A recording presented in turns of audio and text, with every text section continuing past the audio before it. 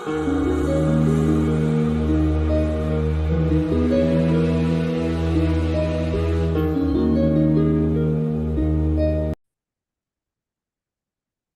hörmətli müəllimlər. Bugünkü videomuzda 2024-cü il müəllimlərin işə qəbulu imtahanına ingilis dili fənnindən düşmüş test tapşırıqlarına birlikdə baxacağıq.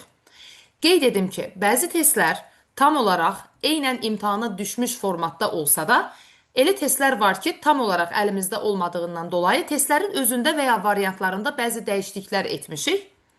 Elə testlər var ki, ümumiyyətlə bu testlərin arasında yer almadığından, əlimizdə olmadığından 40 sualı tamamlamaq üçün bəzi testləri özümüz tərtib edərək həmin bu sualların arasına əlavə etmişik. Və bugünkü videomuzda həmin MIT 2024 imtahanına düşmüş suallar və ya orada çatışmayan bəzi imtahan formatında 40 test tapşırığını sizə video izahı ilə birgə təqdim edəcəm.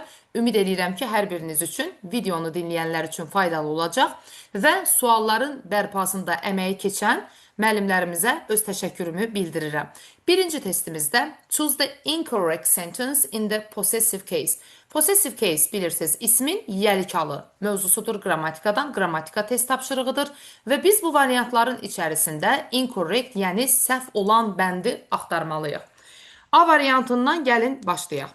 A variantında bizə deyir ki, that old house of Mr. Johnson's is on sale at the moment. Hal-hazırda Mr. Johnson'un həmin köhnə evi satışdadır. Be on sale, satışdadır.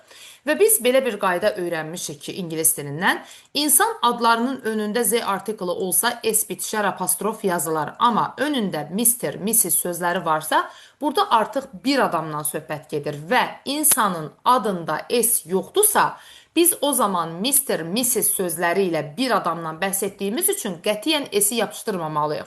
Xarici, əcnəbi adlarda bəzən çaşa bilərsiniz. Çünki bir var ki, Ülkər, Leyla, Ayan, Tural, bu bizim öz adlarımızdır və biz çox dəqiq bilirik bu adın sonu s-lə bitir ya yox.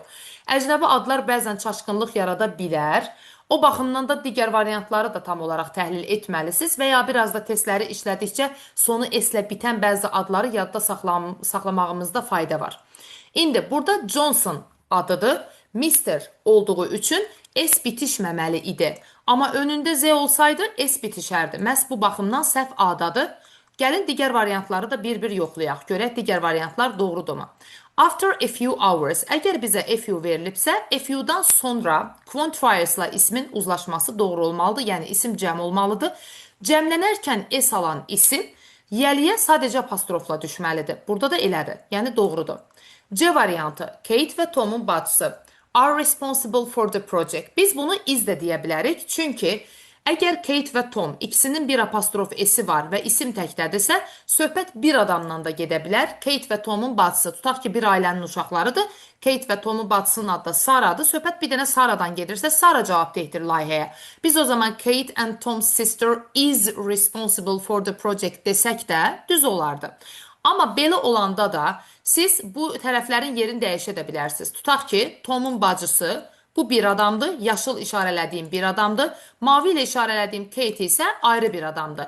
Yəni Tom'un bacısı Sarah, tutaq ki, və Kate ikinci bir adam. Bunlar hər ikisi are responsible for the project. Yəni Tom'un bacısı və Kate iki nəfər cavabdehdir layihəyə deyə bilərik. Əndin sağını bir adam, solunu bir adam da götürə bilib xəbəri cəmdə verə bilərikmi? Bəli, bu da düzdür.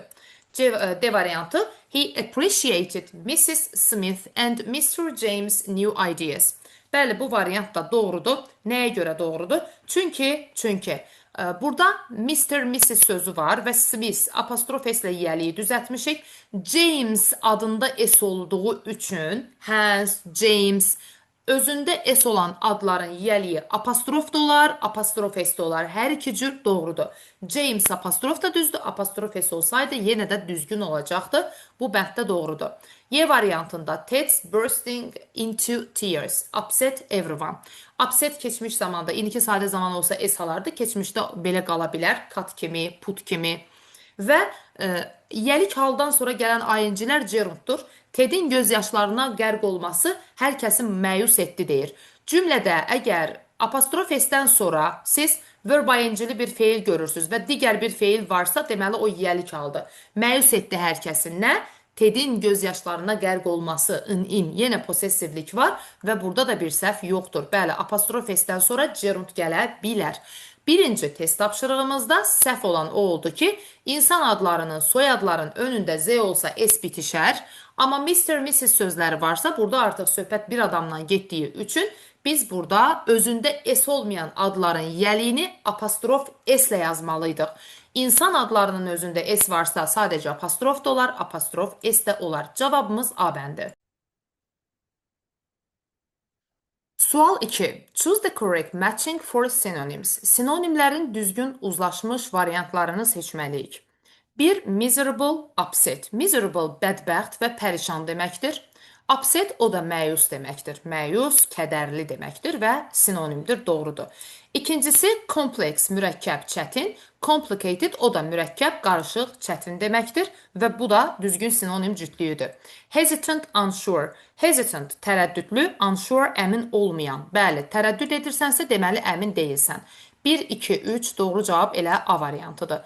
Digər bəndlər niyə deyil? Artificial süni, authentic isə real əsl deməkdir. Məktəb dərsliklərində də var. Authentic, əsl, real. Inauthentic yazılsaydı o zaman bu süni mənasını verərdi. Amma biri süni, biri əsildirsə, burada artıq antonim olacaq, sinonim yox. Və daha sonra 5-ci variantda isə biri hərəkətsiz, biri qeyri-sabit deməkdir. Yəni qeyri-sabit o deməkdir ki, dəyişir. Amma stationary o deməkdir ki, bu isə tam olaraq hərəkətsiz, stabil məna. Biri stabildir, biri hərəkətli dəyişkəndir. Ona görə də sinonim yox, antonim ola bilər. Cavabımız A variantı. Üçüncü test tapşırığımızda düzgün cavabı seçməliyik. So do I, neither do I tipli cümlələrdə bildiyimiz qaydaları yadımıza salacağıq. She has a blue car. Burada etməli olduğumuz birincisi zamanına baxırıq. İndiki sadə zamandır və cümləmizdə has'in yanında başqa bir feil yoxdur. Yəni, əgər has been olsaydı, has gone olsaydı, o zaman biz köməkçi feil olaraq have feilindən istifadə edəcəkdik. Have-lə, has-lə qayıtmalıydıq. Amma yox, burada bizə verilən cümlədə have to, has to, had to modal feil verilibdirsə və ya yanında got yoxdur, başqa bir feil yoxdursa, cümlənin əsas xəbəri funksiyasındadır və o zaman digər present simple cümlələrində necə? Burada da həmin qaydada do, does-la verməliyik. Yəni, has-in yanında başqa heç bir feil yoxdur, have-lə gedən variantları çıxmalıyıq. Biz A variantı gedər. My father təkdədir. Ona görə də burada do-la yox, does-la olardı. Qətiyyən ola bilməz. D variantında my father does either. Either inkar cümlənin sonunda olmalıdır ya da either da deyə bilərik. İnkar cümlənin sonunda olardı. Təsdiq cümlədə işlənmir təsdiqin sonunda. Ancaq o pronoun kimi işlənə bilər. Either of you. Sizlərdən hansısa biriniz. Y variantı so does my father. Əgər bizə variantlarda so my father does verilsə, yenə səhv olar.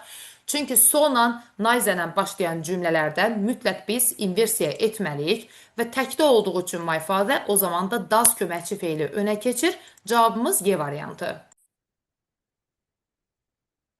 Sual 4. Choose the correct adjectives, adverbs to complete the sentences. Cümləni tamamlamaq üçün biz doğru sifət və ya zərfi seçməliyik. Baxırıq. I bought a book. Burada artiklından istifadə etmişik ismin önündə. Mən almışam necəsə bir kitab. Heç bir müqayisə yoxdur, müqayisə verək. Üstünlük olsaydı Z verərdik. Və digər tərəfdə də deyir ki, o çox maraqlıdır. Ümumiyyətlə, maraqlı pozitiv bir adjektivdir. Biz to-nu negativ anlamda istifadə edirik. Məsəl üçün, biz to-dan nə zaman istifadə edirik? Deyirik ki, too boring to read. Məsələn, deyirəm, oxumaq üçün həddən ziyadə darıxdırıcıdır. Və yaxud da ki, video baxmaq üçün həddən ziyadə çox uzundur, baxa bilmirəm. O zaman siz negativ formada to-dan istifadə edirsiniz. Belə, adi dərəcə, müqayisə yoxdur ki, mən deyim ki, bu kitab o birindən daha təzədir və ya enough interesting olmur, interesting enough olardı.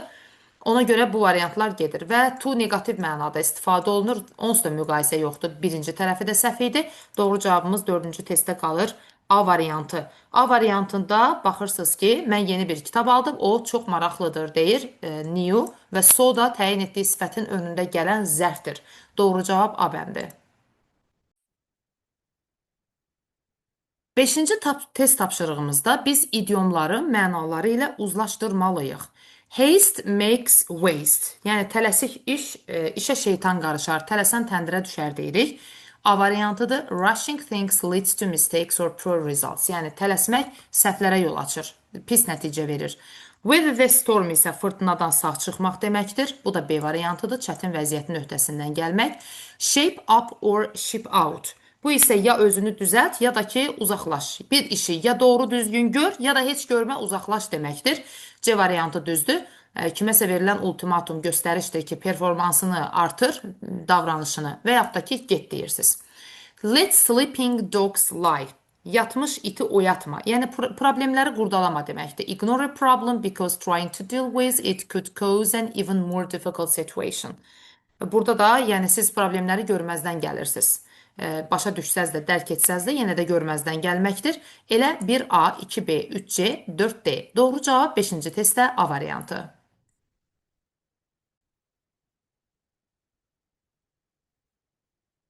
6-cı test tapşırığımıza baxırıq. 6-cı test tapşırığında bizə deyir ki, sözlərin antonimlərini anticipate, yəni gözləmək deməkdir. Gələn həftə qiymətlərin qalxacağını gözləyirəm. Yəni ümid edirəm. Anticipate gözləmək, təxmin etmək deməkdir. Antonimi məsələn şübhələnmək ola bilər. Bir var ki, bir şeyin olacağına əminik, gözləyirik ki, belə olacaq. Bir də var şübhə edirik ki, olmayacaq. Və o ki qaldı rise qalxmaqdır, decline azalmaqdır. Məhz bu baxımdan doğru cavabımız D variantıdır. Digərlərində məsəl üçün predict proqnoz vermək, anticipate. Bunlar antonim deyil. Forecast hava proqnozu vermək, proqnoz vermək gözləməklə antonim deyil. Ignore məhəl qoymamaq.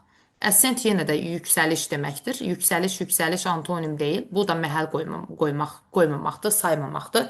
Provoke təhrik etmək, decrease azaltmaqdır. Təhrik etmək anticipate antonim deyil. Elə 6-cı test tapşırığında biz verilən bəndlərlə əks mənalı sözləri D variantında gördüyümüz üçün cavab D seçirik. 7-ci test tapşırığımızda biz reported speech question görürük.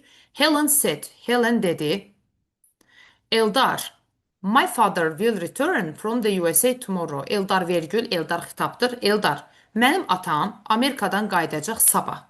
Can you, yəni Eldara deyir ki, Helen, sən onu qarşılaya bilərsənmi aeroportda zəhmət olmasa? Yəni Helen dedi, Eldar, mənim atam qayıdacaq USA-dən sabah, sən onu qarşılaya bilərsənmi? Yəni Eldarın atasını. Məsələn, MIQ imtahanında da burada variantların birində Eldarın, məsələn Helen belə deyim də, Eldara deyirsən ki, Helen deyir ki, sən mənim atamı qarşılaya bilərsənmi? Yəni bir sözdən Helenin atasıdır. Məsələn, burada his fazə dediyimiz yer səhvdir Y variantında. Yəni burada sırf pronounlara da fikir verməlisiniz. Çünki Helen dedi ki, mənim atam deyirsə, burada əgər Helen mənim atam deyirsə, Helenin atası, o zaman hör fazə olan variantlar düz olacaq. Digərlərində hördür. Y variantı ona görə gedir. D bəndinə baxırsınız nəyə görə? Çünki told feilindən sonra mütləq obyekt gəlib sonra that clause gəlməli idi. Biz demişik ki, tell someone that olardı. Ya da ki tell someone to do something complex object kimi də ola bilər. Amma birbaşa özündən sonra that clause gəlmir məlum növdə. İki cür gələ bilər. Ya telldən sonraki that işarə vəzliyi ola bilər. Helen told that woman. Tutaq ki, həmin qadına dedi ki. Mütləq burada tell someone gəlməlidir.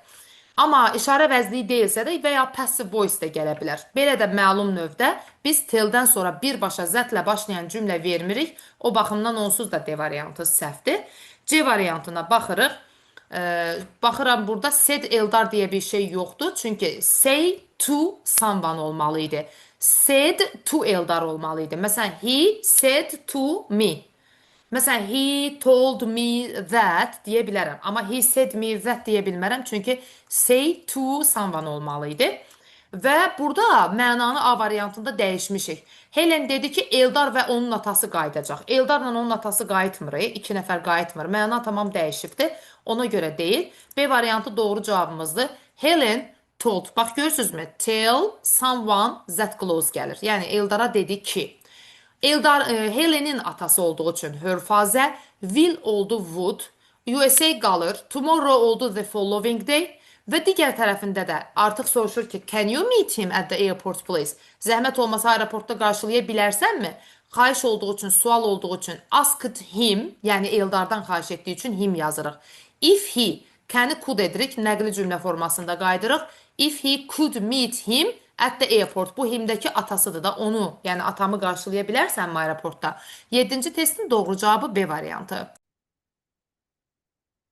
8-ci test tapşırığımız ardıcıl 2 il. Həm MIQ 2024, həm MIQ 2025-də eynən bu formada düşmüş cümlə tamamlama testidir. Eyni sual 2 ildə qəbula düşübdür. Although living in the urban areas is convenient. Hər zaman dediyimiz bir söz var. Təzad bağlayıcıları olan tərəfdə mütləq fikir verməliyik ki, fikir müsbətdir yoxsa mənfidir. Although, though, even though, however, bilirsiniz ki, bunlar much as, bunlar ziddiyyətdir. Və ziddiyyət olan tərəfdə baxıram ki, convenient gəlib, yəni uyğun, rahat, müsbət bir fikir var. Baxmayaraq ki, şəhər yerlərində yaşamaq rahatdır, baxmayaraq olan tərəfi plus vermişiksə, cümlənin geri qalan qismini minusla, mənfi ilə tamamlamalıyıq. Məsələn, hər kəs kətdə yaşamağı üstün tutur. Birincisi fikir olaraq hər kəs kətdə yaşamağı üstün tutmur. Belə bir təzad müsbətə mənfi bir fikir də yoxdur. Bu düzgün deyil ki, baxmayaraq ki, hər kəs şəhər yerləri, yəni baxmayaraq ki, şəhərdə yaşamaq rahatdır, hər kəs xoşlayır ki, kətdə yaşasın. Hər kəs kətdə yaşasaydı, bəlkə biz bu variantı düşünərdik. Amma məna baxımından məntiq xətası var da cümlədə ki, hər kəs kətdə yaşamaq istəyir, heç də hər kəs kətdə yaşamaq istəmir. Ona görə A bəndi deyil. B variantı I love the city life very much. Onsuz da şəhər həyatı rahatdır. Burada da şəhər həyatını çox sevirəmsə, müsbətə müsbət getdi. Təzad yoxdur. C variantında düzdür. The cost of living in the city is high. Bu artıq mənfi fikirdir. Çünki şəhərdə yaşayış xərci çox, yaşayış xərcləri çox yüksəkdir. Dolanmaq çətindir, qiymətlər çox bahadır. Bu artıq mənfi fikirdir. Bəli, doğru cavab C-dir. Şəhərdə yaşamaq rahat olsa da xərclər çox yüksəkdir. D variantı kənd yerlərinin çoxlu çatışmazlıqları var. Yəni burada şəhər yerindən kənd yerinin ikisini qarşı-qarşıya qoysam, onda direkt kontrast olan while-dan və whereas-dən istifadə eləyərəm. Amma belə də baxmayaraq ki, şəhərlər rahatdır, kənd yerlərində çoxlu çatışmazlıqlar var. Gördüyünüz kimi bu bağlayıcı ilə bu cümləyə veriləcək ziddiyyət deyil. Və yaxud da ki, şəhər trafiki onu daha da stresli edir. Baxın, burada da şəhər trafiki bu həyatı stressful edir. Amma bu cümlənin tamamı deyil ki, baxmayaraq ki, şəhər yerlərində yaşamaq rahatdır, city traffic onu stressfuldursa necə rahatdır? Yəni tam da məntiq baxımından uyğun deyil. Elə doğru cavab olaraq 8-ci testə götürürük C variantı. 9-cu test tapşırığımızda cümləni tamamlamaq üçün doğru idiomu seçməliyik. Gəlin baxaq. Deyir ki, it is difficult to when you are depressed. Bir insan, deyir, depressiyada olanda çətindir nə etmək. Depressiyada olanda, gərgin olanda nə etmək çətindir? Baxırıq A variantı. Throw in the towel. Bu təslim olmaq deməkdir. Situasiya ilə əlaqəsi yoxdur. Yəni idmanda dəsmal atmaq anlamına gəlir də təslim olmaq deməkdir. Dəsmal atmaq o mənada işlənir. Amma burada gördüyünüz kimi verilən situasiya ilə əlaqəsi yoxdur. Hits roof onsuz da qəzəbdən dəliyə dönməkdir. Onsuz da depressiyaya düşəndə çətindir hisslənmək. Bu da məntiqsizdir. Let of steam isə məntiqlə tutmaq olar da, yəni buxarın buraxılması, emosional gərginliyin, stresin bədəndən atılması deməkdir, let of steam. Gərginliyin atılması. Yəni bir insan stresdə olanda, depressiyada olanda bunu etmək çox çətindir. Rahatlamaq, stresi bədəndən atmaq çətindir. Let the cat out of the bag isə sirri açmaqdır, məntiqsizdir. Bark up the wrong tree isə səhv yerdə axtarmaq deməkdir. Hədəfi çaşmaq deməkdir. Səhv yeri yargılamaq, günahkar bilmək deməkdir. Doğru cavabımız 9-cu testdə C variantı. 10-cu test tapşırığımızda doğru bağlayıcılarla cümləni tamamlamalıyıq. Birə baxırıq. They postponed the meeting. Onlar iclası təxirə saldı. The candidates couldn't participate in. Çünki iştirakçılar iştirak edə bilmədilər. İştirakçılar qatıla bilmədilər deyə təxirə salındı. Səbəb-nəticə əlaqəsi var və niyə təxirə salındı? Çünki iştirakçılar gələ bilmədi. As, since, because-lardan burada as var. Bir olur A variantı. 2. O səyahəti tək başına planlaşdırır. Nə məqsədlə? Özündən sonra da modal feil, can, could, would varsa, she could have complete freedom. Yəni səyahəti tam sərbəst ola bilsin deyə tək planlaşdırır. Məqsəd varsa, modal varsa, so that və ya in order that. Burada da so that var. A, B gedəcək. 3-də I will make a decision after I collect more information. Daha çox məlumat topladıqdan sonra qərar verəcəm deyir. Ona görə C variantıdır. 4-də D variantıdır. You need to eat something. Nəsə bir şey yeməlisən. Əks halda deyir, acından öləcəksən. You will starve, otherwise deyirik. Doğru cavab deməli A, B, C-dir. Yəni 10-cu test tapşırığında Y variantı düzdür. 11-ci test tapşırığımızda düzgün inversiyanı seçməliyik. Burada bilməli olduğunuz bir məqam var ki, əgər little quantifiersdırsa, adjective funksiyasındadırsa, ismin önündədirsə, little progress, little time, little money, biz bu zaman burada inversiyadan danışmırıq. Burada söhbət inversiyadan getmir. Little yox, yəni bu mənada quantifiers kimi yox, little zərf olarsa. Yəni zərf nə zaman olur? Little hərəkəti təyin edir. Little did I understood, little did she know. O az şey başa düşdü. O demək olar bilmədi, anlamadı, görmədi. Yəni biz little-ı hərəkətə aid olan, yəni zərf funksiyasında cümlə başında görürüksə, o zaman mütləq inversiya etməliyik. Çünki zərflərdə də belə qayda var ki, negativ adverblər cümlə başına keçirsə, o zaman obligatory inversion olmalıdır. Mütləq şəkildə inversiya etməliyik və little bağlayıcı deyil ki, mən burada little tərəfi ötürüm, deyim ki, budaqda yox, başda inversiya edəcəm. Cümlə bəli, only if, only after, not until ilə başlasa, biz cümlənin bağlayıcı tərəfində yox, keçib baş cümlədə inversiya edirik. Amma inkar zərfləri ilə, inkar söz önləri ilə başlayan cümlələrdə olsun, little olsun, only by olsun, biz o zaman elə cümlənin öz içində, özündən sonra gələcək mübtəda xəbər olan yerdə elə inversiyamızı etməliyik.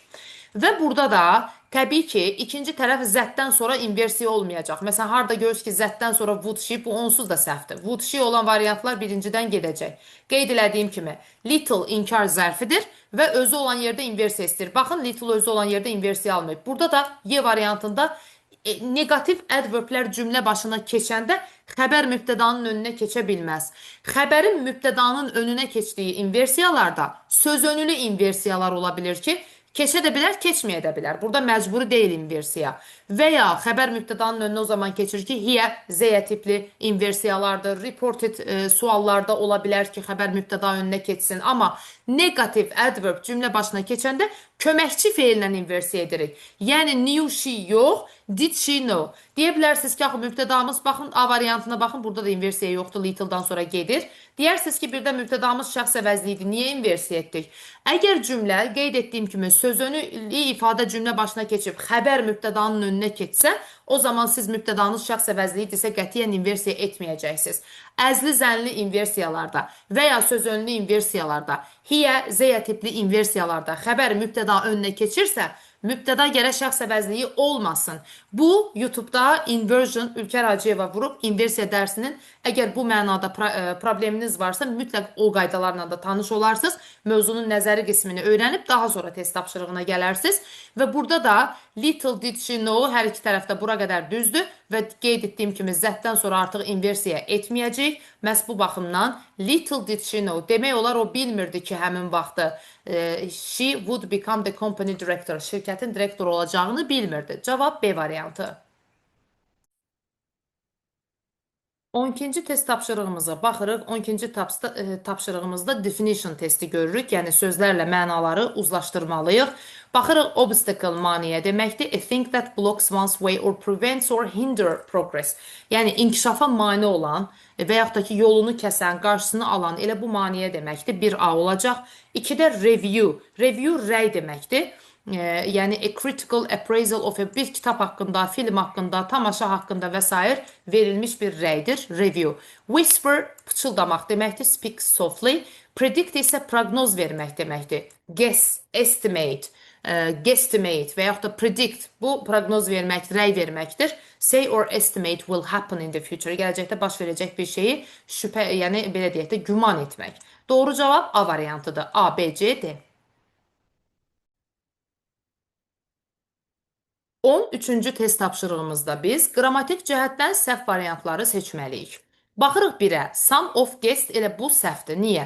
Çünki some'ın özü ofla işlənmir. A lot of olsa, plenty of olsa birbaşa ismə birləşər. Amma many of artırırıqsa, some of artırırıqsa, any of artırırıqsa artıq ofla ismin arasında mütləq determinants verməliydik. Some of the guests, some of these guests, nə bilim some of my guests mütləq önündə determinants olmalıydı. Some of the olardı. Belə səhvdir. Ona görə də biri götürəcəyik. 2. Everyone. Əgər bitişik yazılsa hər kəs deməkdir. Ofla işlənməz, ancaq insanı bildirər. Ayrı yazılanda hər biri deməkdir. İnsanların da, cansızların da hər biri ola bilər. Every one of the members, üzvlərdən hər birindən was asked to sign, xahiş edildi imzalamaq. Bəli, bu doğrudur. Burada bir səhv yoxdur. Okeydir. Every xəbəri də təkdədir. C variantı he was determined to make the most of his another chance. Make the most of something bir şeydən maksimum faydalanmaq ifadəsidir. Dəstəkdə də var idiom olaraq. Və his another chance. Biz heç vaxt my'dan sonra en artiklı vermirik. My son demirik. My son, my book deyirik. Burada da hisdən sonra another'də də axı en artiklı var onun içində. Biz his other chance deyərdik. His other chance. My other chance deyərdik. Belə səhvdir. 4. The twins accidentally wore one another's dresses. Səhvən bir-birinin paltarını geyindilər. Bir-birinin içadə və one another yiyəlik ala düşə bilər. Amma yiyəliyə düşəndə niyə es bitişsin ki? Elə apostrof es olardı. 1, 3, 4, yəni səhv olan elə C variantıdır. 5-ə də baxırıq. It is impossible to make a decision without looking into the matter. Bəli, without, it is impossible to make a decision. Qeyri-mümkündür qərar vermək. Without looking into the matter. Məsələni araşdırmadan, madan-mədən burada without-la istifadə olunur və eyni olan cümlələrdə də without gələ bilərdi. Burada bir səhv yoxdur. Doğru cavabımız C variantı. 14-cü test tapşırığımızda I wrote, mən yazmışam nə qədərsə essay, but only neçəncisə was successful. Burada xəbərimiz, ikinci tərəfə baxırsınız ki, xəbər təkdədir, düzdürmü? Məsələn, mən burada to desəm, were olardı. To desəm, were olardı. Niyə was olsun ki? Sıra sayından sonra bəli, tək ola bilər. Çünki ikincisi uğurlu oldu. The second was successful deyil, düzdür. Və mən yazdım 3 dənə. Üçüncü yox. Burada artıq bizə miqdar sayı lazımdır, sıra sayı lazım deyil. Və qalırıq B və D variantları arasında. Burada miqdar sayının önündə Z artiklını ancaq xüsusi durumlarda elə həmin mənasında istifadəyə həmin o iki oğlan gəlmişdi kimi. Sadəcə olaraq burada deyirəm ki, 3 dənə essay yazmışam. Heç bir artikla gərək yoxdur. D variantıdır. I wrote 3 essays, but only the second was successful. Ancaq ikincisi uğurlu oldu. D bəndi doğrudur. 15-ci test tapşırığımıza baxırıq. In which sentence is the passive voice not used correctly? Aşağıdakı cümlələrin hansında passive voice düzgün istifadə edilməmişdir? Yəni, səhv variantı axtarırıq. Birinci səhvdən başlayacağım. Was the cartoon shown on the television last night about dinosaurs? Əgər cümlənin sonu sifətlə bitirsə, söz önlü ifadə ilə bitirsə, deməli bu to be ona aiddir. Cümləni lap nəqli cümləyə də çevirə bilərsiniz. Deyirəm ki, televiziyada göstərilmiş cizgi filmi sadəcə belə olsaydı ki, was the cartoon shown on the television, bu da olardı. Burada bəli, passive voice olardı ki, televiziyada göstərildi mi cizgi filmi? Amma siz artıq was the cartoon shown on the television demirsiniz. Deyirsiniz ki, was the cartoon shown on the television last night about dinosaurs? Yəni, televiziyada göstərilmiş cizgi filmi, mış cizgi filmi was about dinosaurs. Yəni, dinozavrlar haqqında idi. To be artıq aiddir söz önlü ifadəyə. Deməli, əgər to be participle to'ya aid deyilsə, bu passiv deyil. The cartoon shown on the television was deyirik biz. Yəni, burada televiziyada göstərilmiş, vışmışdır. Burada participle to var, amma cümlə passive voice cümləsi deyil, çünki to be söz önlü ifadəyə aiddir. Və cavabımız elə budur. A variantında mərasim keçirildi, passiv var. Uşaqlar aparıldı, zooparka, passiv var. Waste are disposed. Bəli, burada da passive voice var, gördüyünüz kimi. Düzdür. Burada da to be participle to'ya aiddir. Müxtəlif yollarla deməli emal edilir. Were the people who were taken. Burada budaqda da var passive. Who were taken to the hospital. Xəstəxanaya götürülmüş insanlar. Məsəl üçün, were treated. Müalicə edildi dərhal. Baş cümlədə də var. Bəli, burada passive voice var. Amma B variantında qeyd etdiyimiz kimi to be participle to'ya aid deyil. Passive voice yoxdur. 16-cı test tapşırığımızda article testidir. Və burada biz baxırıq nəyə? Wilsonlar ailəsi. Burada önündə Z artiklı olacaq. Bilirsiniz ki, ailə, nəsil, soyadların önündə Z artiklı. Və Kanada ölkə və şəhər adlarında bir istisna durum yoxdursa, yəni da Republic, Federation, istisna ölkələr və sair deyilsin. Ümumiyyətlə biz ölkə, şəhər adları ilə, qita materiklərlə artikl vermirik. Ona görə artikl olan B gedir. Bir həftəlik, həftə sayıla bilən isimdir və next month, every day, every year biz bu ifadələrdən last week artikeldan istifadə etmirik. Bu da gedir və bir həftəlik deyirsiniz. Həmin həftəlik demirsiniz və burada the Wilsons will visit. The week yox. Bir həftəlik getdilər. Deyirəm gələn həftə. Doğru cavabımız bir də yoxlayıram. The Wilsons visit Canada for a week. Bir həftəlik getdilər. Yəni bilmirəm söhbət hansı həftədən gedir Z verim. Və next month artiklesız cavab A. 17-ci test tapşırığımız MİQ 2024 və MİQ 2025-də eyni formada imtahana düşmüş bir test tapşırığıdır. Və biz burada baxırıq nəyə? Mən onu görəndə deyir. Burada öncədən gördüm, sonra nəsə oldu? Bu when bağlayıcısı ilə düz gəlmir. When I saw, mən onu görəndə o yağa bulanmışdı, yağa batmışdı. Ümumiyyətlə cover örtməkdir. Təsirli feildir. Örtdüm nəyi, düzdürmü? Əgər təsirli feilin özündən sonra tamamlıq yoxdursa, obyekti yoxdursa, deməli bu passiv. Məsələn, mən demirəm örtdüm nəyisə, demirəm örtdüm nefti, yağı. Ona görə də təsirli feilin tamamlığı yanında deyilsə, bunu bilməlisiniz ki, bu passive voice-dədir. Deməli, o bütün yağa bulanmışdı, batmışdı. Yəni, Azərbaycanca tərcüməsində örtülmüşdü yağ ilə. Bu, yəni, təbii ki, səhv tərcümə ola bilər. Məna baxımından da baxacaqsınız ki, təsirli feilin obyekti yoxdur, passiv olacaq. Ya A variantıdır, ya D variantı. Və nəyə görə üstü başı bütün yağ içində idi? Çünki o sabahdan bəridir maşın təmir edirdi. Keçmiş bitmiş zamanı biz bir time limit yazırıq ki, tutaq ki, mən dünən gedənə qədər artıq maşın o maşını təmir etmişdi. Onda biz hərəkətin prosesinə, müddətinə diqqət çəkməyəndə, sadəcə hərəkət olub bitmişdi deyəndə past perfect veririk. Amma artıq sabahdan bəridir. Keçmişdə müəyyən bir vaxt öncə başlamış, bir müddət davam etmiş hərəkətləri bəli past perfect continuousla işlədirik və bu testin doğru cavabı olacaq A variantı. 18-ci test tapşırığımızda düzgün modal feili seçməliyik. The agreement collapsed due to poor communication. Gördüyünüz kimi zəif ünsiyyət səbəbindən müqavilə ləğv oldu. The negotiators, the issue. Baxırsınız ki, danışıq aparan tərəflər məsələni more thoroughly before signing the contract. Yəni gördüyünüz kimi bizə deyir ki, zəif ünsiyyət səbəbindən müqavilə ləğv oldu. Danışıq aparan tərəflər müqaviləni imzalamadan əvvəl daha da dərindən müzakirə etməli idilər, amma etmədən dağıtdılar deyirsiniz. Və indi baxıram testlərə, görək variantlara daha doğrusu. Birincisi must have been discussed olmaz. Danışığı aparan tərəflər müzakirə etdi. Nəyi? Məsələni. Təsirli feilin obyekti yanındadırsa tamamlığı. Burada biz passive structure-dən istifadə etmirik. Və əgər bir deduction veririksə, deyirəm ki, danışıqlar, məsələn, tutaq ki, deyirəm ki, hər tərəf, məsələn, razılığı sövdələşməni imzalayıbdır, deyirəm ki, böyük ehtimalla razılığa gəliblərmiş, çünki artıq sənədi imzalayıblar. Və yaxud da ki, deyirəm ki, qəti şəkildə mümkün deyil.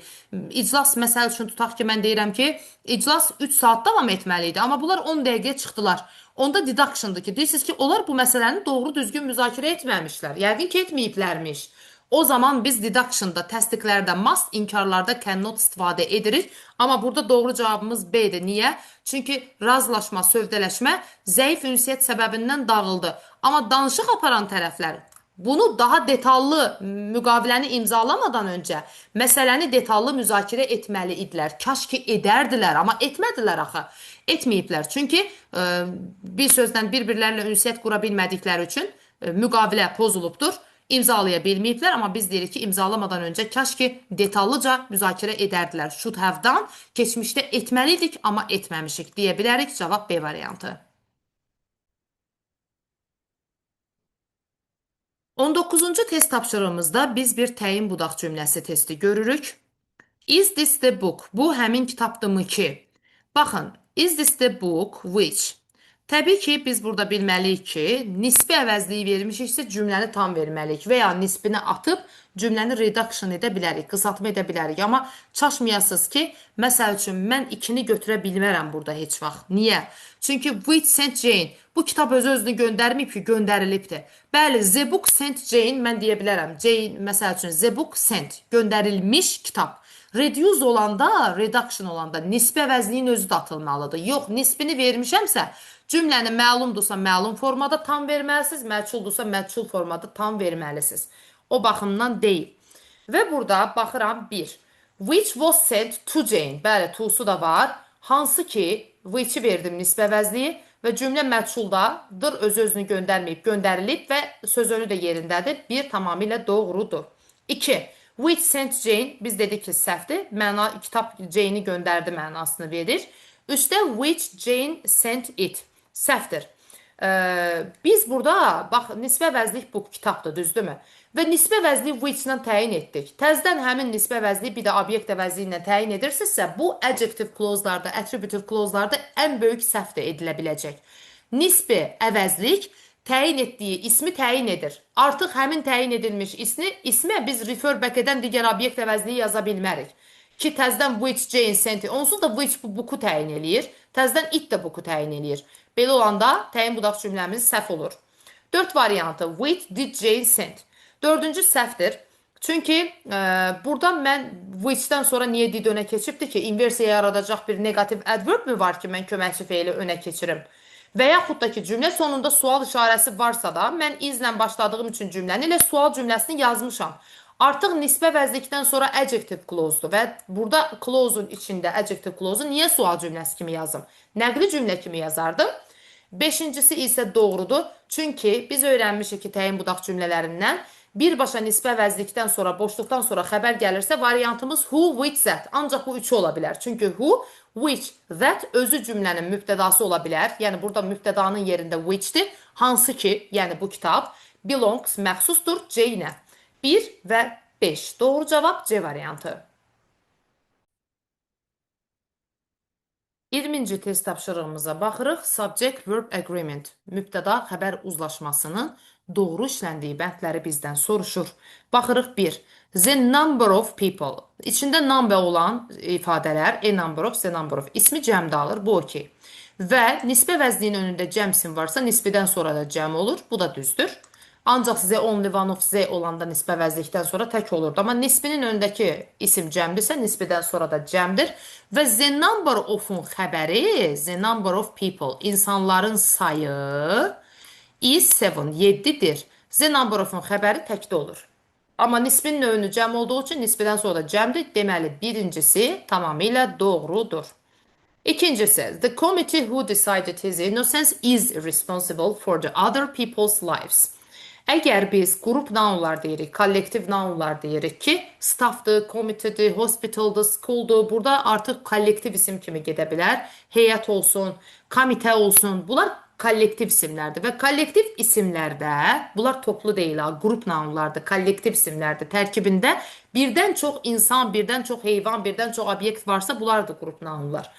Və əgər bu qrup nounlar, təbii ki, xəbəri tək də ala bilər cəmdə. Amma özündən sonra nisbə əvəzliyi who alsa, xəbəri cəmdə almalıdır. Nisbə əvəzliyi qrup kimi nəzərdə tutub sadəcə which alsa, o zaman xəbəri təkdə almalıdır. Mübtəda xəbər uzlaşmasından keçdiyimiz qaydadır.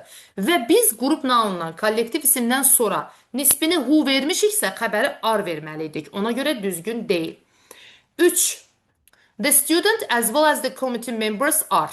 As well as-dən sonraki hissəyə yox, the student-a baxmalıydıq. Vergüldən əvvəlki hissə tək olduğu üçün are yox, is olardı. Yəni, bu da səhvdir.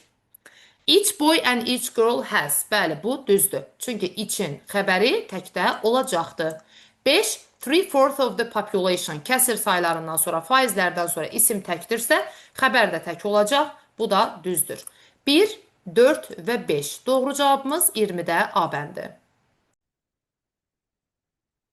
21-ci test tapşırığımızda səhv olan sözünlü ifadəni seçməliyik. Baxırsınız. She felt embarrassed when her secret was revealed in public. Yəni, ictimaiyyətə açıqlananda utandı. In public doğru bir ifadədir. Burada səhv yoxdur. Charged with, deal with, cope with. Bu da düzdür. Have a thirst for adventure. Have a thirst for something nəyəsə güclü bir istəyi olmaq deməkdir. Bu da söz önü olaraq da, ifadə olaraq da düzdür. D variantı səhvdir. Məsələn, Y variantında responsible for-la olur. Bəli, responsible for, famous for, renowned for. Amma responsive artıq ayrı bir sözdür. Responsible deyil. Responsive to-la istifadə edilməli idi. For-la olmamalı idi. Biz responsive to discussion, müzakirəyə açıq, müzakirəyə reaksiya verən mənasında istifadə olunur. 21-də səhv olan variantımız D variantıdır. 22-ci test tapşırığımızda doğru bəndi seçməliyik.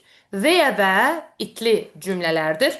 Və biz burada baxmalıyıq ki, not any solution. Özündən sonra isimli birləşmə görürsünüzsə, there is there-dan istifadə edirik.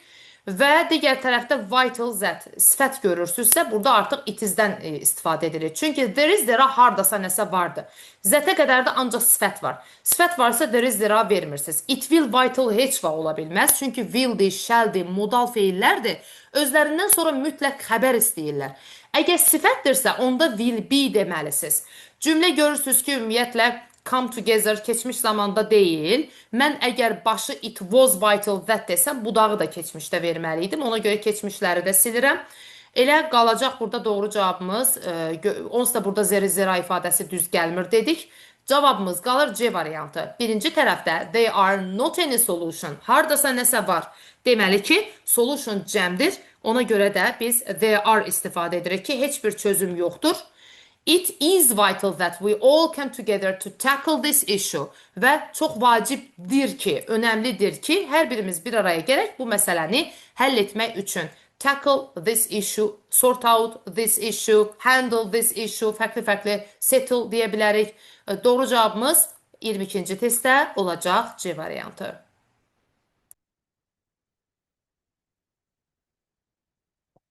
23-cü test tapşırığımızda biz düzgün phrasal verbləri seçərək cümlələrə artırmalıyıq. Baxırıq burada, deməli, 1. She started to the bundle of letters. Gördüyünüz kimi o məktub topasını nəzərdən keçirməyə, incələməyə başladı. Go through. Keçmişik ki, go through, incələmək, üzərindən keçmək deməkdir. Flick through var, oxumadan tez-tez göz gəzdirmək deməkdir. Go through düzdür, 1 C variantı. 2. Prices are expected to again next year. Yəni qiymətlərin gələn il yenidən go up, yəni qalxacağı gözlənilir. Bu da düzdür, qalxmaqdır go up. Üçüncüsü, we are not sure what's the best way to go about it. Go about it bir işə başlamaq, yanaşmaq deməkdir. Bu işə hansı yolla yanaşacağımızı, həll edəcəyimizi bilmirik deyir. Bu da B variantı.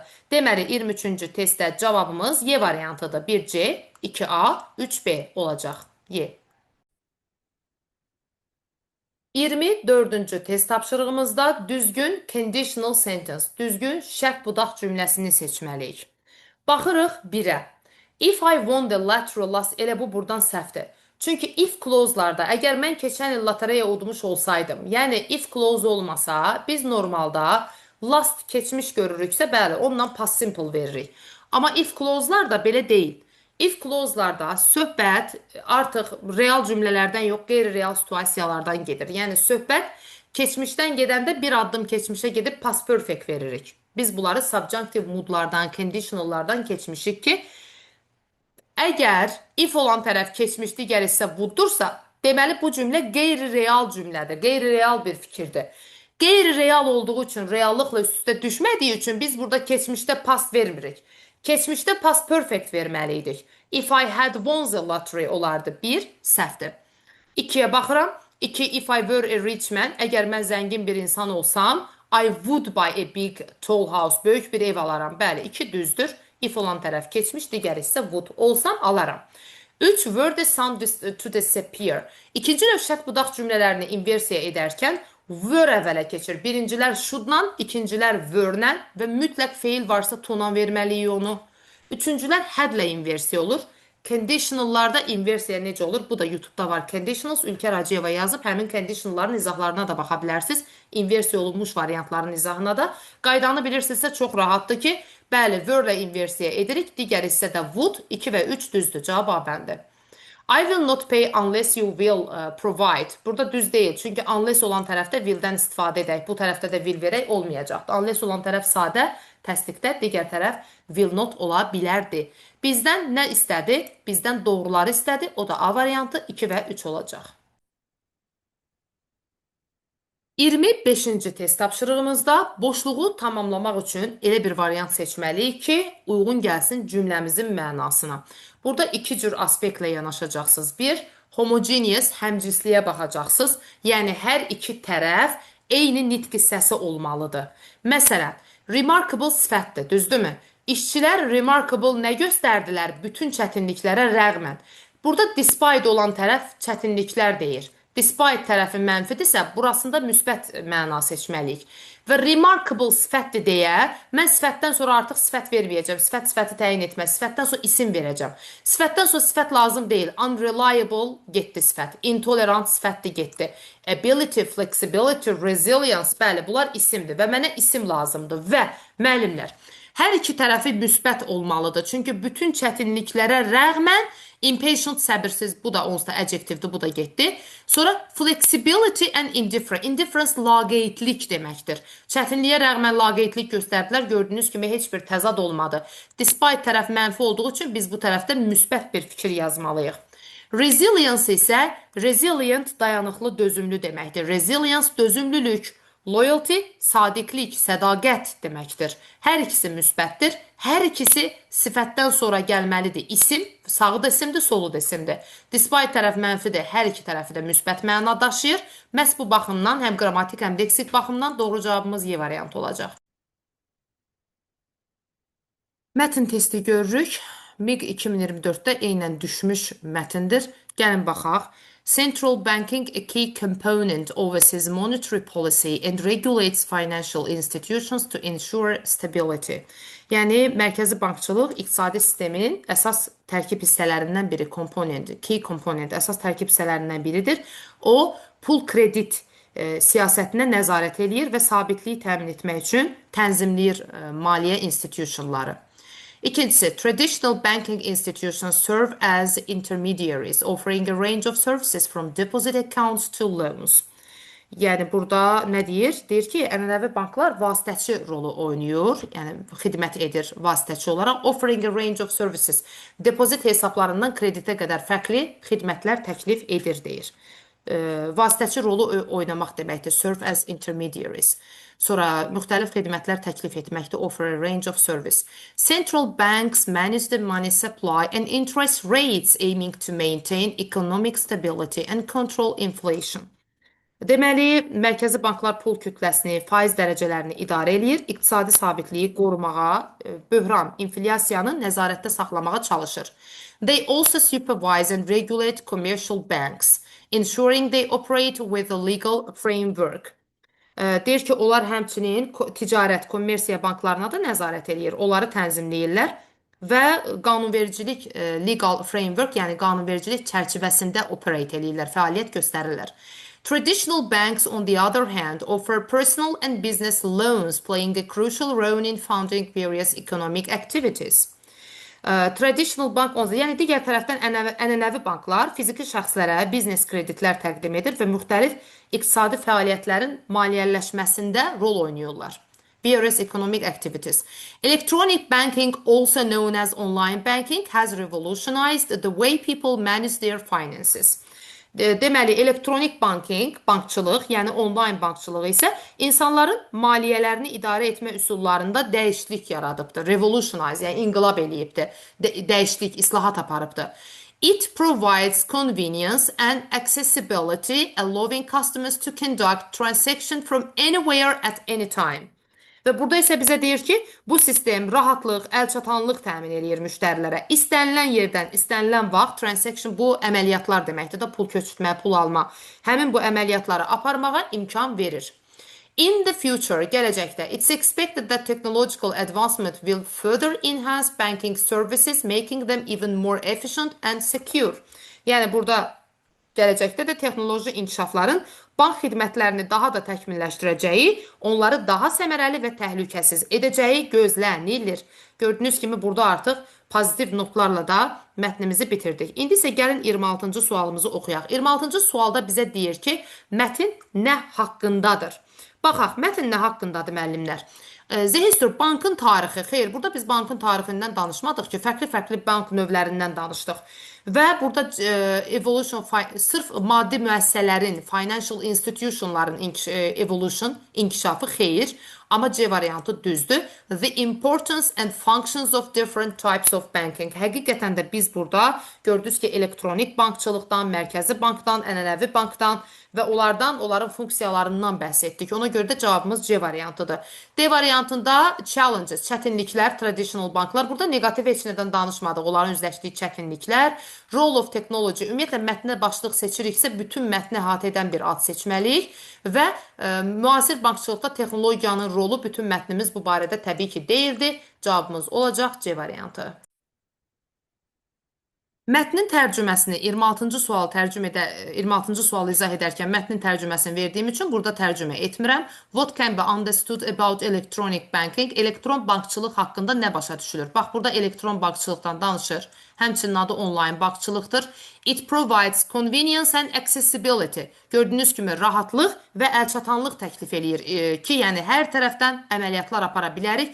Rahatlıq dediyimiz B variantındadır. It has made financial management more convenient. Yəni gördüyünüz kimi maddi idarəçiliyi daha da rahat edir. Yəni maliyyə idarə etməyi daha da asanlaşdırır. B variantı düzdür. Less secure daha az təhlükəsizdir. Əsas bizneslər tərəfindən istifadə olunur ilkin olaraq və yaxud da ki, it has decreased önəmini azaldıbdır.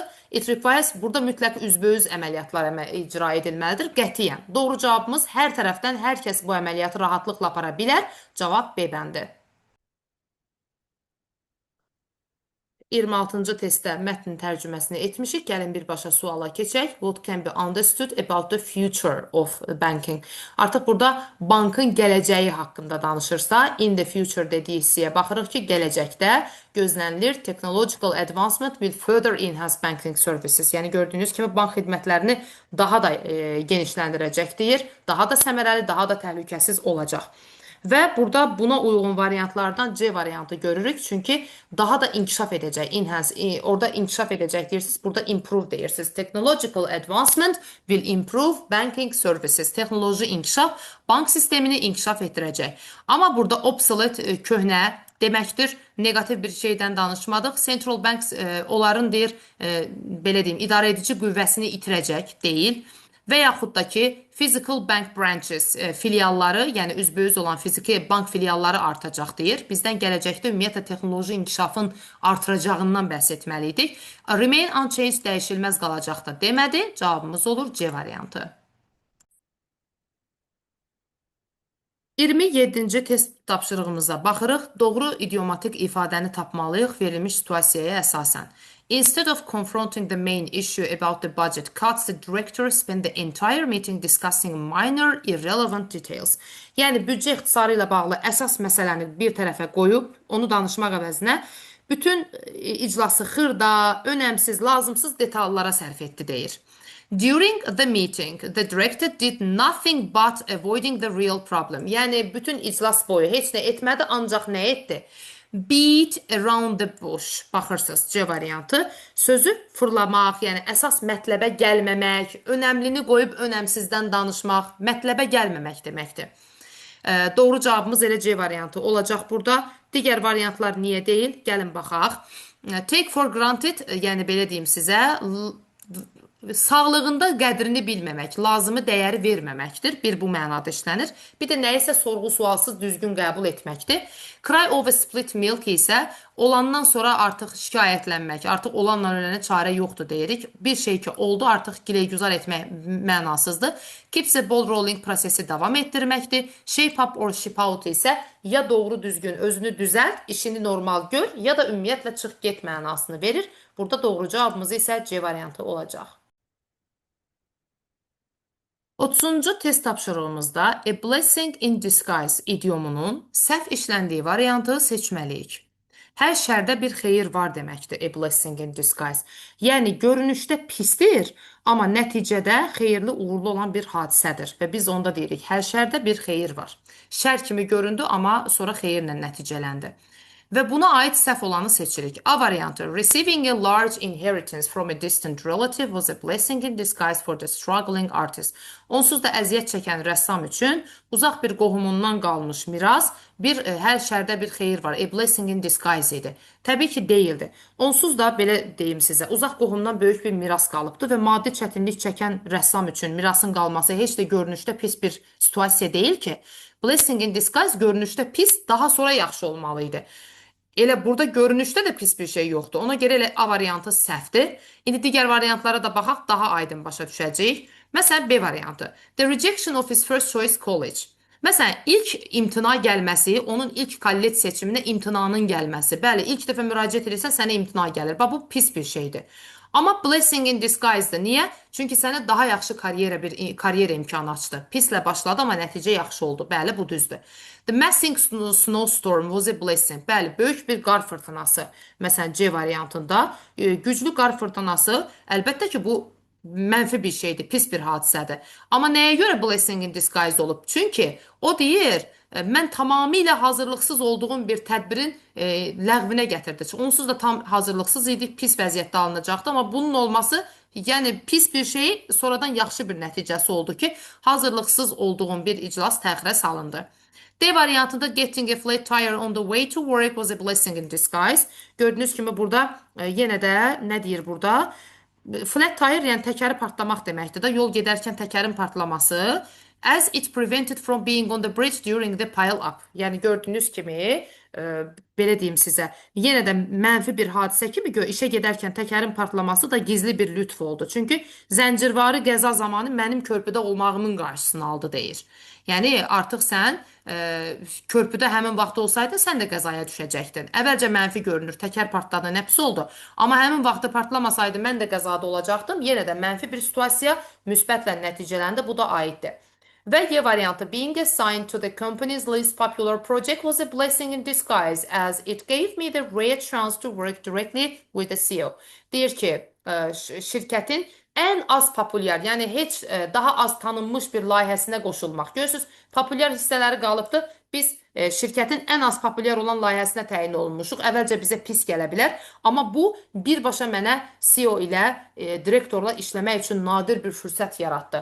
Hər birində birinci negativ görünən situasiya sonra müsbət nəticələndiyi üçün doğrudur. Amma A variantı ilə başından bəri negativ heç bir situasiya görünmürdü. Ona görə cavab elə A'dır. 31-ci test tapşırığımızda dialoq tamamlama testi görürük. Boşluğa uyğun gələn müvafiq bəndlə dialoqu doğru şəkildə tamamlamalıyıq. Gəlin baxaq. Did you know that? Baxırsınız, burada deyir ki, sən bilirdinmi ki, sən deməli, Yusin Nil'in, Shakespeare'in aktyorunun oğlu olduğunu bilirdinmi? Və burada Hector nə cavab verir ki, sən bunu bilirdinmi ki, Shakespeare aktyorunun oğlu olduğunu bilirdinmi? Və cavabda nə deyilir ki, deyir ki, that's right, bu düzdür. Bu düzgündür. Əvəzinə, he started acting in place where he could make more money. Yəni əvəzinə o daha çox pul əldə edə biləcəyi, daha çox pul qazana biləcəyi pyeslərdə oynamağa başladı deyir. Əsərlərdə oynamağa başladı. Əvəzinə o daha çox pul qazana biləcəyi əsərlərdə, tamaşalarda oynamağa başladı. Və o ilk 7 ilini traveling with while acting in such a play. Yəni belə bir ilk 7 ilini onunla birlikdə səyahət edərək keçirdi deyir. İndi bax, boşluqdan sonra bizə nə deyir? Boşluqdan sonra deyir ki, bu düzdür. Əvəzinə o daha çox pul qazana biləcəyi sahələrdə, tamaşalarda oynamağı seçdi. No, I didn't. Məsələn, sən burada biz belə bir şey demişik ki, boşluq ortadadırsa, boşluqdan sonra əsaslı 80%. Amma boşluğun önü sual cümləsidirsə, mütləq sual cümləsinə diqqət etməliyik ki, verdiyimiz cavab öncəki sualla da, sonra ilə də əlaqəli olsun. Məsələn, sən bilirdinmi ki, o Shakespeare aktyorunun oğludur? A variant deyir ki, yox, bilmirdim. Did Eugene Neil act as well? O da həmçinin oynayıbdı. Sualının cavabı yoxdur burada. And he had a long distinguished Shakespearean career. B variantında nə deyir bizə? Onun uzun və görkəmli bir Shakespeare karyerası var. Mən deyirəm, haqlısan, o başqa pul qazana biləcəyi tamaşalarda oynadı. Yenə də B variantı deyil. C variantında didn't he have a brother who died at the age of... Onun 2 yaşında ölən bir oğlu olmayıbdı. Sualın cavabı burada yoxdur. Ümumiyyətlə mən suala cavab vermədim. Birincidə. Üstə gələkdə ki, sualımın cavabı da yoxdur. Paragrafı doğru dialoqu tamamlaya bilmərəm. D variantı bəli, öncəki cümləyə sualına cavab verirəm. Bilirdin sən onun oğlu olduğunu? Cavab verirəm ki, yes. Bəli, bilirdim. Sonra but didn't his father give up acting Shakespeare? Ancaq deyirsiniz ki, bəli bilirdim, amma atası Shakespeare aktyorluğunu atmamışdı ki, yəni ondan pes etməmişdi, vaz keçməmişdi ki, deyirsiniz, bəli bu düzdür. Yəni həmin roldan vaz keçib başqa tamaşalarda oynayıb daha çox pul qazana bilsin deyə. Eynən həm dialoqumuzun birinci cümləsi ilə, həm sonraki cümləsi ilə əlaqəli olan D variantıdır. Y variantına baxsanız, orada isə bizə o ölümündən bir il sonra uzun günün gecə səyahət əsərinə görə deyir mükafat qazandı. Amma burada haqlısan, başqa pul qazana biləcəyi yerlərdə çalışdı desəm və birinci sualın cavabı da yoxdur. Deməli biz D variantını niyə seçdik? Dialoq tamamlamalarda əsasən boşluq ortadadısa cavab 80% bu hissədə olur. Amma öndəki sual cümləsidirsə yazdığımız cavab həm sual cümləsi ilə, həm sonraki hissə ilə əlaqəli olmalıdır. O da sadəcə D variantı. 32-ci test tapşırığımızda biz paraphrasing testi görürük. Choose the option that best paraphrase the given sentence without changing its original meaning. Orijinal mənanı dəyişmədən düzgün parafraz edilmiş cümləni tapın. Baxaq. Many people prefer to eat organic food. Əksər insanlar xoşlayırlar orqanik ərzaqlar yeməyi. That is, belə ki, yəni ki, nisbə əvəzliyi olan that vergüldən sonra gəlmir, amma that is yəni deməkdir. Deyilən fikri izah edir, vergüllü ayrılır cümlədən. Yəni ki, food unpolluted by chemical fertilizers and pesticides. Yəni, əksər deyir ki, çoxlu insanlar orqanik qidalar yeməyi üstün tuturlar. Belə ki, gübrəsiz və həşərat dərmanından zərər görməmiş, çirklənməmiş qidalar. A variantına baxırıq. A growing number of people o demək ki, get-gedə daha çox insan maraqlanır deyir orqanik qidaya. Tam da yeyirlər orqanik qidaları deyir. Və bir üstədir ki, çünki o kemikalsızdır.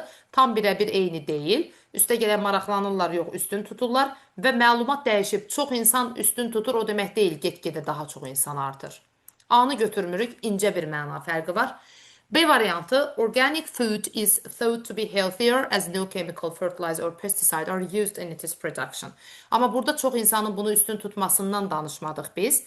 Çünki mətndə heç yerdə daha sağlamdır demir. Yəni bu yeni bir fikirdir. Organik qidalar düşünülür daha sağlamdır buna görə. Amma mən deməliydim çox insan organik qida yeyir. Organik qidanın da nə olduğunu izah etməliydim.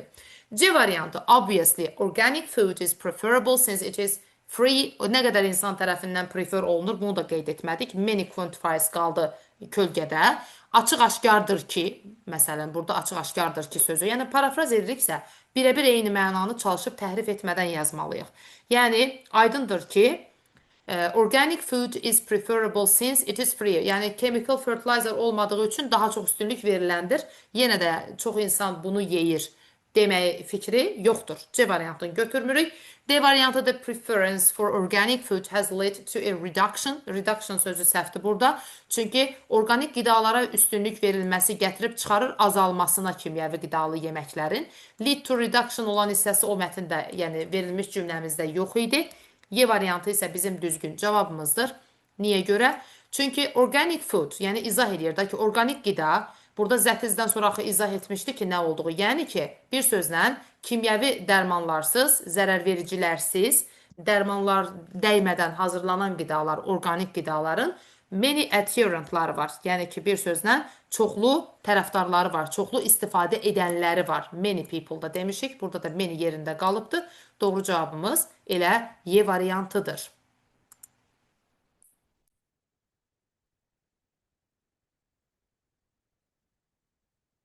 Baxırıq 33-cü test tapşırığımıza. 33-cü test tapşırığında biz exclamatory sentence, nida cümləsinin düzgün işləndiyi variantı seçməliyik. A variantına baxan kimi görürük səhvdir. Niyə görə? Çünki ismin önündə zərf vermişik. What a beautifully performance olmaz. İsmin önündə onu təyin edən zərf yox, sifət olmalıydı. Beautiful performance olardı. B variantına baxırıq. How beautiful a performance she gave at the International Opera Competition last night. Ümumiyyətlə biz howlu nida cümlələrində how so, məsəl üçün sual sözü kimi how beautiful a performance belə verilir. Amma nida cümləsi strukturu deyil. Yəni əsas nida qaydasına görə howdan sonra birbaşa sifət gəlməlidir, zərf gəlməlidir və biz onu təyin etməliydik. En artiklından istifadə bu struktur düzgün nida strukturu deyil. How beautiful performance desəniz də ümumiyyətlə ismi təyin etməməlidir nida cümləsində. Bu düzgün struktur deyil. C variantı what a beautiful performance she gave at the international opera. Bu düzgündür. Çünki sırf ismi vurğuluyuruqsa elə biz whatlu nida cümləsindən istifadə edirik. Və what a beautiful performance she gave at the international. Bəli, C düzdür. D variantında artiklımız yoxdur. Səhvimiz odur. Sayıla bilən tək olduğu üçün artikl olmalı idi. What a beautiful performance gave she. Burada isə xəbər mübtədanın önünə keçib, halbuki cümlədə inversiya yaradacaq bir durum yox idi. Ona görə də doğru deyil. Və B variantı da dedi ki, əsas nida cümləsi qaydasına əsasən, bu da en artiklından istifadə edirik. Whatlu nida cümlələrində, howlu nida cümlələrində yox. Howlu nida cümləsi sırf sifəti və zərfi vurğulamalı idi. 33-cü test tapşırığımızda düzgün cavabımız olacaq C variantı. 34-cü test tapşırığımızda isə bizdən quantifier usage is logically and grammatically correct. Hansında kəmiyyət bildirən sözün istifadəsi doğrudur deyir. So few özündən sonra cəmsim olardı, düzgün deyil. B variantına baxırsınız. There was so little evidence had few choice. Bax, few'dan sonra yenə də cəmsim olardı, bu tərəf səhvdir. There was so little-la işlənər. Little özündən sonra sayıla bilməyən tək isim alar. Və digər tərəfdə də little choice demişik. Yenə də had little choice. Okey, düzdür. C variantımızda səhv yoxdur. Digərində baxırıq D variantına. Little özündən sonra cəmsim almazdı. Few özündən sonra cəmsim alardı. Cavab C. 35-ci test tapşırığımızda qrammatik səhv olan bir variant istənilir və burada görürsünüz stop to, remember ing, remember to, forget to, forget ing bu bizim verballardan öyrəndiyimiz mövzudur. Dəstəklərimizdə də var. Məsələn, stop özündən sonra to da alar, ing də alar. Stopdan sonra ing gəlməsi o deməkdir ki, bu prosesi kəsirik, prosesi saxlayırıq. Stop to repair isə o deməkdir ki, maq üçün, məq üçün dayandım. Məqsədli şəkildə təmir etmək üçün dayandım deməkdir. Məsələn, burada bizdən deyir ki, səhvi seç. Texnik stop to repair the backup generator. Yəni, generatoru təmir etmək üçün dayandı deyə bilərəm. Amma stop repairing desəydim, o deməkdir ki, texnikan deyir ki, artıq mən bugündən generator təmirini saxlayıram, artıq etməyəcəm. Stop ing-də prosesi kəsirik. Amma stop to do something, maq üçün, məq üçün dayanmaqdır. Ona görə də bir də səhv yoxdur. B variantı, she remembered to switch off the light. Rememberdən sonra ing, forgetdən sonra ing, ancaq keçmişdə olmuş bir şeyi unutmaq, xatırlamaq ing veririk. Amma öhdəliyimizdə olan bir iş, malı olduğumuz, məli olduğumuz, etməli olduğumuz bir iş deyiriksə, o zaman biz remember, forgetdən sonra to verməliyik. Məsələn, burada birinci tərəf düz ola bilər. Deyirəm ki, o yadına saldı işıqları söndürməli olduğunu. Malı olduğum, məli olduğum bir iş to infinitivine verə bilərəm. Evdən çıxarkən, yəni bu işi etməli idi və yadına da düşdü. To infinitiv düzdür. Heç vaxt deməyin ki, keçmişdə gerund olur, gələcəkdə to infinitiv. Bəzən müəllimlər belə əzbərləyirlər ki, keçmişə yönəlikdirsə gerund. Bəli, gerund keçmişə yönəlikdir. Amma to infinitiv öhdəliyə yönəlikdir. Keçmişdə də ola bilər, gələcəkdə də ola bilər. Fərqi yoxdur. But forgot turning off the, görürsünüz, burada da öhdəliyi var. Deyirəm ki, qızdırıcını söndürməli olduğunu unutdu. Malı olduğum, məli olduğum bir şey. Bir var sən deyirsən ki, mən heç vaxt ilk dəfə, nə bilim, Parisə səyahət etdiyimi unutmayacağım. Bəli, burada forget ing verərsiniz. Amma siz işığı söndürməli olduğumu unutdum, evə çörək almalı olduğumu unutdum, artıq öhdəliyimizdən, duty-dən bəhs ediriksə, to infinitive verərdik. Ona görə də B variantında ikinci tərəf səhvdir. C variantı, I distinctly remember locking the laboratory door. Bax, burada to lock da deyə bilərdim. Çünki laboratoriyanın qapısını örtməli olduğumu xatırlayıram. Amma distinctly remember deyir da. Yəni, heç nə etmirəm. Sadəcə olaraq xatırlayıram. Keçmişdə etdiyim bir şeyi heç nə etmirəm. Gözümün qabağına gətirirəm, xatırlayıram. Rememberdən sonra ing verə bilərəm. Səhv deyil. Düzdür. After hours of fruitless brainstorming, qeyri-məhsuldar brainstormingdən sonra she forgot to save the draft. Losing all the brilliant ideas. Gördünüz, burada da mal olduğu, məli olduğu bir şey. Yəni qaralamanı save etməli olduğunu unutdu. Öhdəliyimizdə olan bir işi unutduq. To infinitive düzgündür. Doğrudur. Y variantı the researcher tried changing the cat try özündən sonra to da ala bilər, ing də ala bilər. Cəhd etmək mənasında try to do something-dir. Make an effort mənasında try to-dur. Amma nəyisə test edim, yoxluyum, görüm alınır yoxsa alınmır. O zaman try ing olur. Və burada da Y variantımızda, yəni bir səhv yoxdur bir sözlə, tədqiqatçı reaksiyanı sürətləndirmək üçün katalizatoru dəyişdirməyi yoxladı. Bunu bir dənə test etdi deyirik. ING-nin işlənməsi də düzdür. Cavabımız oldu B variantı. Çünki burada da gördüyünüz kimi keçmişdə olmuş bir şeyi heç vaxt unutmayacağam demir. Öhdəliyimdə olan bir şeyi unutmuşam. Etməli olduğum bir şeyi unutmuşamsa to infinitive olardı. 36-cı test tapşırığımızda biz budaq cümlələri növləri ilə əlaqələndirməliyik. How the linguistic department select the final candidates remain a mystery to everyone. Baş cümləmizə baxıram. Hər kəs üçün bir sirr olaraq qalır. Hər kəs üçün bir sirr olaraq qalan nədir? Mübtədanın yerində bütövlükdə bir clause olduğu üçün bir olur subject clause. 1C. 2-də isə komitənin başlıca narahatlığı odur ki, nədir, odur, budur ki, link verbdən sonra gələn isə xəbər budaq cümləsidir. Özdə o cür tərcümə olunur. Narahatlığım odur, budur, nədir? Predicative clause olur. 1C, 2A. Üçüncüsü, baxırsınız ki, təsdiqlədi. Nəyi? Təsirli feildən sonra obyekt yerində clause'dur. Object clause'dur, D variantı. Və dördüncüsü, Veyənin önündə isim varsa, onu təyin edirsə, özündən sonra da mübtəda xəbər varsa, nisbi zərflik olan veyə önündəki ismi təyin edir və bu adjective clause, attributive clause, relative clause'dur. Adları fərqlidir. Y variantı.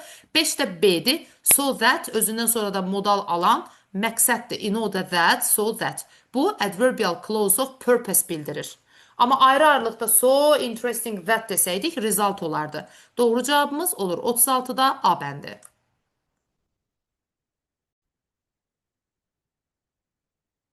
37-ci test tapşırığımızda qrammatik cəhətdən düzgün variantları seçməliyik.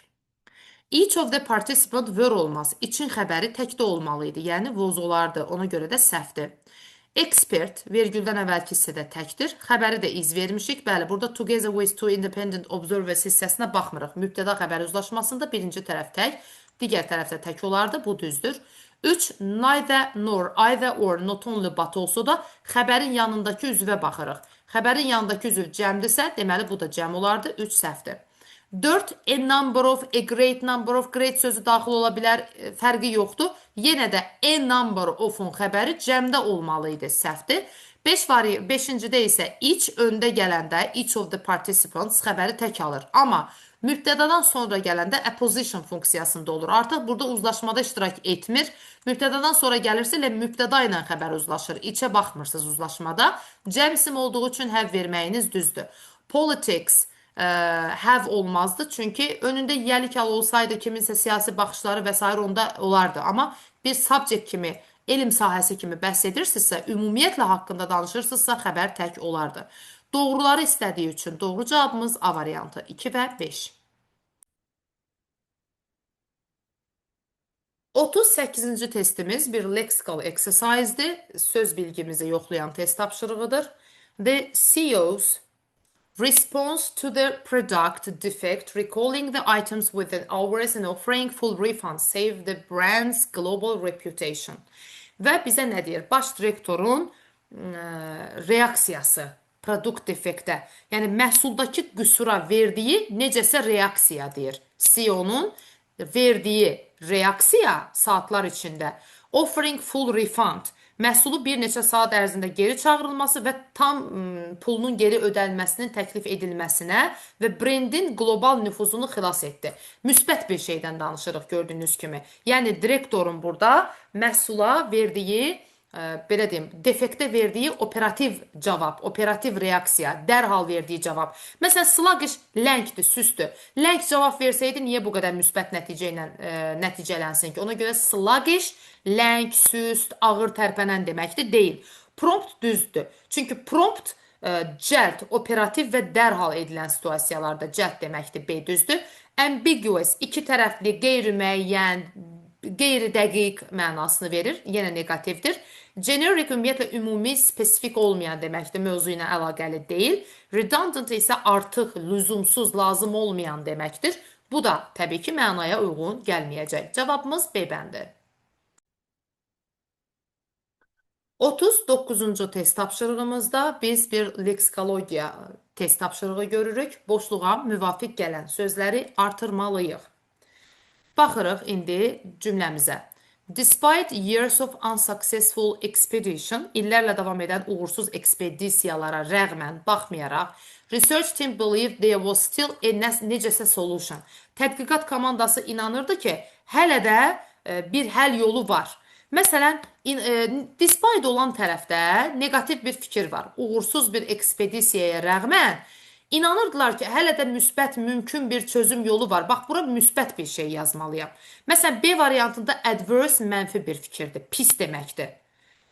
Pristin əldəyməmiş, toxunulmamışdır. Onsuz da birinci tərəfindən uyğun gəlmir. Sadəcə tərcümə üçün deyirəm. Resilient dözümlü deməkdir. Burada birinci tərəfdən düz gəlmədi, variantı çıxıram. Obsolete nədir? Obsolete köhnəlmiş, dəbdən düşmüş deməkdir. Uğursuz ekspedisiyana rəğmən hələ də dəbdən düşmüş çözüm var. Görsünüz, düz deyil. Tentativ müvəqqəti deməkdir, sınaq xarakterli deməkdir. Rudimentary nədir bilirsiniz? Rudimentary, primitiv. Biz dedik primitiv, yəni sadə, inkişaf etməmiş, indi hələ ki doğru birinci tərəfdən düz gəlmir. Sonra keçdik perpetual, daimi, əbədi deməkdir. Daimi bir çözüm, hələ ki yenə də saxlayaq. Profound, profound, dərin, köklü, xeyli deməkdir. Inherent isə fitridir, daxili, özündə olan. Tangible, maddi gözlə görünən deməkdir. Intangible, mücərrəd deməkdir. Ambiguous, qeyri-müəyyən. Fastidious isə fastidious bizə titizdir. Çox hər şeyə diqqətlə yanaşan mənasını verir. İndi biz baxırıq ki, burada, məsələn, B-ni çıxdıq, C-ni çıxdıq. Tangible nə idi? Gözlə görünən. Bu biraz məntiqsiz gəlir çözüm üçün. İndi digər variantlara da yenə də baxacağıq. Yəni, bir sözlə bizə deyir ki, uğursuz ekspedisiyaya rağmən komanda inanırdı ki, viable nədir? Viable, yəni mümkün deməkdir. Potensialı olan, həyata keçirilə bilən bir çözümü, mümkün bir çözüm, elə mümkün çözüm deyərik də bir sözlə, mümkün bir çözümü var. Daha sonra, however, the climate remained extremely necə? Lakin iqlim əksər climate extremely necə qalırdı? Most forms of plant life. Hərçənd ki, iqlim əksər bitki növlərinə qarşı sərt olaraq qalırdı. Məsələn, profound, burada biz dedik ki, profound nə mənası verir? Profound, dərin, köklü, geniş yayılmış burada məna vermir. Ambiguous, qeyri-müəyyən, amma hostile deyə bilərik. Yəni, sərt, düşmən mövqeyi, eləcə də sərt deməkdir. Yəni, iqlim çox sərt üzünü göstərirdi.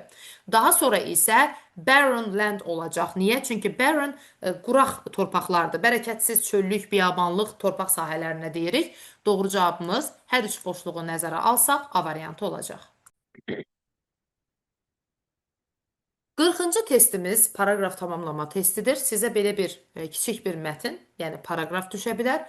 Boşluq ola bilər əvvəlində, ortasında və ya sonunda. Təbii ki, biz bu paragrafı oxuyub anlayıb, mis olan hissəni, ötürülmüş hissəni tapmalıyıq. Ondan ötürüb biz təbii ki, bunu anlamalıyıq ki, variantımızı tapa bilək.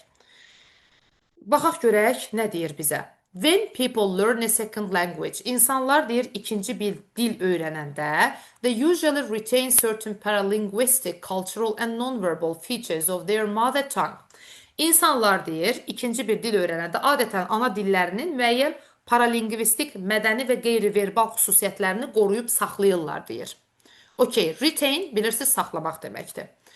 Və əsas məsələ, boşluqdan sonra bizə əvəzlik verilirsə, əvəzlik referans edir ki, bütün bu yanlış anlaşılmalar, deməli, mən varianta misunderstanding-lə bağlı bir şey yazmalıyam ki, və mən deyə bilim ki, variantda yazdığım bütün bu anlaşılmazlıqları həll etmək can be difficult to sort out. Həll etmək çətin ola bilər. Çünki onların səbəbi nadir hallarda müəyyənləşdirilir, nadir hallarda başa düşülür, dərk edilir.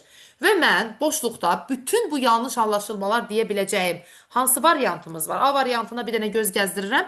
After acquiring, acquire əldə etmək deməkdir. Bir dili doğru düzgün qəbul edəndən sonra o dil nadir hallarda breakdown olur. Necə deyimsə, bir dili düzgün şəkildə mənimsədikdən sonra dilin istifadəsi nadir hallarda qopmaya səbəb olur, ünsiyyətin pozulmasına. Mən bütün bu misunderstanding deyəcəyim heç nə olmadı axı burada. Bu deyil. B variantında intonation, emphasize, volume, vary, intonasiya, vurğu, səs tonu xarici dildə danışanlarda fərqlənir, lap yaxşı. Amma bu misunderstandingdən danışmadıq ki. C variantı, as a result, they may unintentionally use offensive language or give the wrong impression. Bəli, gördüyünüz kimi yanlış anlaşılmaya səbəb olacaq səhv təəssürat sözü var burada.